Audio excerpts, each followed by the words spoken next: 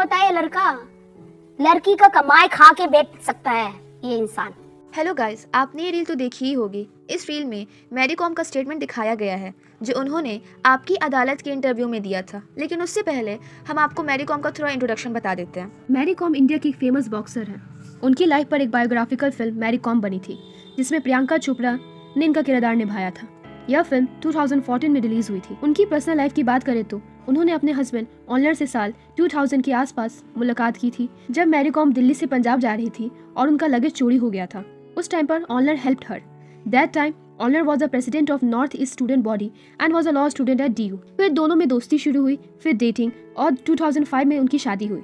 शादी के बाद उनके बच्चे हुए। शादी के बाद उनके 4 बच्चे हैं और फैमिली लाइफ के साथ साथ उनकी बॉक्सिंग कैरियर भी चलता रहा। बाद में दिसंबर 2023 में दोनों का डिवोर्स हो गया। अब आते हैं कंट्रोवर्सी पर।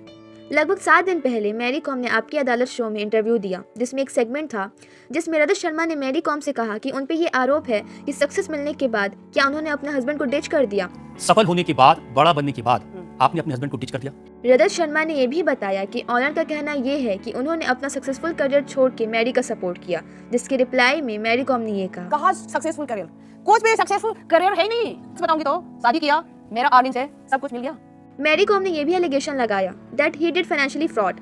For 20 years she didn't know where her money was being used. उनके नाम का मिसयूज किया गया। He even did not take care of the children. Children were taken care of by Mary's mother and helper. He just sleep all the day.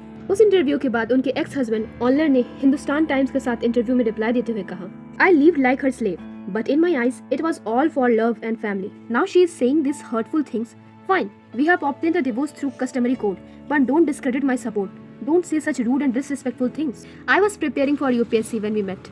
I was also a contract football player of Shillong Excise and Custom Department. She requested me to give up my career and support her. She asked me to raise the kids. She was passionate about boxing and I loved her. And I thought her passion was our passion. She was away from weeks and months. I raised the kids. I bathed them, fed them, took them to coaching and kept the house running. I was her driver. I was her cook. I did everything and I did that because it was for our house and family. In almost 20 years of marriage, I supported in every way possible. Now she is accusing me of phoning off her phone, take my PAN card or my tax returns. I dare marry and anyone else spreading these stories to prove that I have ever done anything like that. I have no asset in my name and no money. He also spoke about Mary's allegation about financial fraud, calling them false and Mary accusations. He shared that even after being married to her for nearly 2 decades, he lived in a rented house in Delhi. He said that although he helped Mary start and register the boxing academy, someone else was made it chairman. Reacting to her claims that she alone took care of their children, Onlar added that while she was a primary earner, he was the one who taking care of the kids. According to Times of India, first a 2013 rumor feeling with the junior boxer that sparkled family fight they patch up, but scars lingered. He also accuses Mary of dating Hitesh Chaudhary, chairman of Marycom Foundation. No concrete proofs confirm this relationship. ना ये जो हितेश है, ये divorce के कुछ time पहले से ही Mary के साथ अपीयर होने लग गए थे. Now he is chairman of Marycom Foundation also.